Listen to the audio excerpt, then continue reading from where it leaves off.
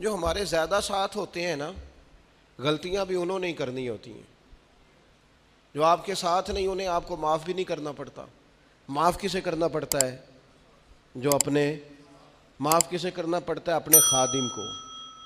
اگر آپ آفیسر ہیں تو اپنے ملازم کو.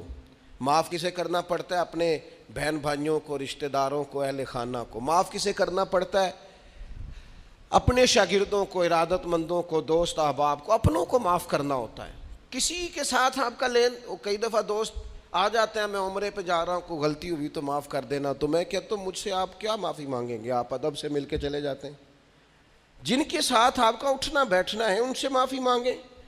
جو زیادہ قریب رہیں گے غلطیاں بھی تو وہی کریں گے نا، جو روز مانتے ہیں، کسی وقت سستی بھی دکھاتے ہیں.